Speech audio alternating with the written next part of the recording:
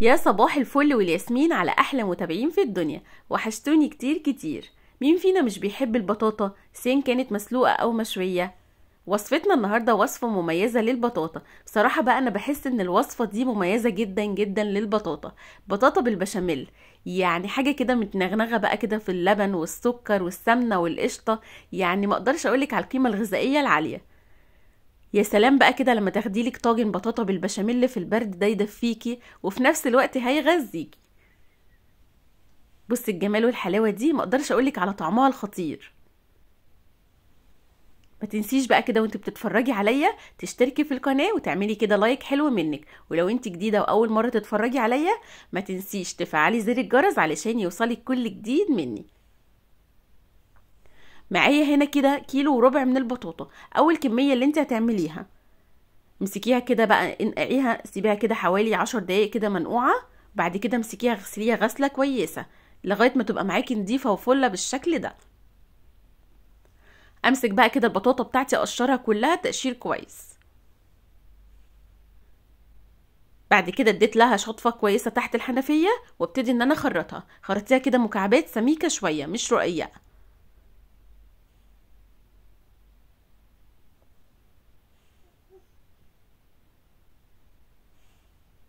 خلصت الكميه بتاعتي بالشكل ده كلها، انزل بقى كده عليها بنص كوبايه من السكر، وعليها كوبايه من الميه، على نار بقى كده متوسطة. اغطي الحلة بتاعتي وعلى نار متوسطة، اسيبها بقى تستوي مع نفسها لغاية ما تتهري وتبقى بالشكل دوت. انا عايزاها تبقى مهرية خالص بالشكل ده، وفي نفس الوقت الحلة لسه فيها شوية مية بسكر، يعني ما تكونش نشفت خالص معايا علشان تبقى جوسي معاكي كده، ما تبقاش ناشفة. امسكيها بقى كده بالهراسة، هرسيها او بالشوكة اللي يعجبك. هنجهز بقى البشاميل بتاعنا. حلة سخنة كده على النار، نزلت بمعلقتين سمنة كبار، معلقتين او 3 كده كبار. ونزلت عليهم ب3 معالق من الدقيق. ايدي بقى كده بالمضرب في الدقيق كده على طول شغالة، ما شيلش المضرب خالص من ايدي لغاية ما الدقيق يستوي معايا، وفي نفس الوقت اللون بتاعه ما يغيرش. ما تخليش اللون بتاع الدقيق يغمق معاكي عشان البشاميل ما يكونش غامق. واول ما الدقيق استوى معايا، يعني حوالي بياخد معاكي كده حوالي 3 دقايق بس، ايدك زي ما قلتلك ايدك في ايدك كده ماسكه المضرب على طول شغاله تقليب في الدقيق. واول ما استوى معايا نزلت عليه بالنص لتر من اللبن، ونزلت عليهم ب4 معالق، من 3 ل4 معالق من السكر حسب رغبتك في السكر. وبرضو ايدي شغاله بالمضرب تقليب فيه علشان ما يكلكعش معايا. نزلت بقى كده عليهم بمعلقه كده كبيره من القشطه ورشه من الفانيليا.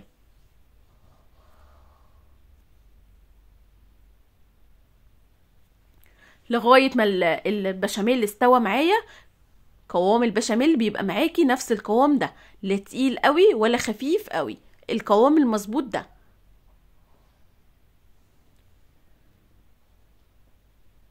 معايا بقى كده شويه من جوز الهند وشويه من الزبيب، وعليهم ربع كده معلقه من القرفه. ربع معلقه القرفه دي بتخلي لك طعم البطاطا، ما اقدرش اقولك على الجمال والحلاوه بتاعته. جربيها كده برشه القرفه دي، بتخلي لك البطاطا طعمها حلو قوي. معايا بقى الطواجن بتاعتي مسكتها كلها كده، مسحتها بمسحه كويسه كده من السمنه، وبحط اول طبقه معايا معلقه كده كبيره من البشاميل، وانزل بقى كده عليها بمعلقه برضو كبيره من البطاطا، وادي لها بقى كده رشه من المكسرات بتاعتي، واحط الطبقه التانية من البطاطا، واسويها معايا بالشكل دوت، وابتدي اغطيها بطبقه الطبقه الاخرانيه البشاميل.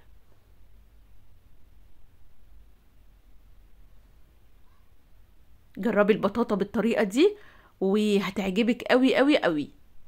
حاجه كده غنيه قوي وبجد جميله جميله جميله بجد، معنى كلمه جميله. واهم حاجة ما تنسيش كده اول باول كده المطبخ يبقى نضيف كده حوالينا والحوض فاضي. دي اهم ما في الوصفة كلها.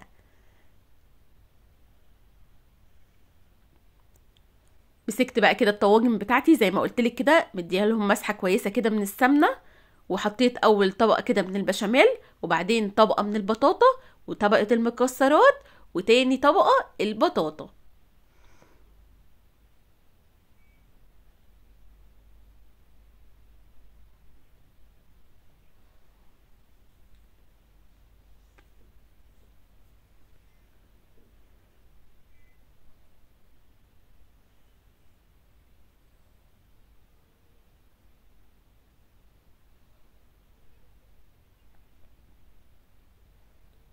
خلصت الطواجن بتاعتي بالشكل دوت، انزل بقى باخر طبقة عليهم، طبقة البشاميل.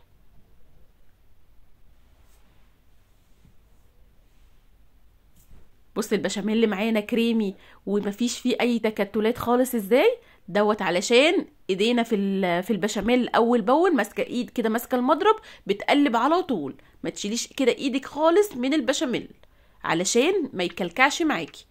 ما شاء الله الكيلو وربع من البطاطا ونص لتر اللبن عملوا معايا الكميه اللي انت شايفاها قدامك دي. طبعا بتدخليها بقى الفرن بيبقى شغال، بتشغلي الشوايه بتدخليها على الرف اللي في النص، واول ما تاخد معاكي اللون القمر دوت بتطلعيها. اخدت معايا اللون ده من غير ما نضيف عليها اي حاجه، ولا قشطه ولا كريمه لباني بقى ولا اي حاجه. احنا البشاميل بتاعنا مدينه كل حاجه، مدينه حقه مظبوط، فعشان كده هتطلع معاكي واخده اللون الجميل اللي انت شايفاه دوت، وفي نفس الوقت كده جوسي كده وحلوه قوي، والسكر كده بتاعها مظبوط وجميله.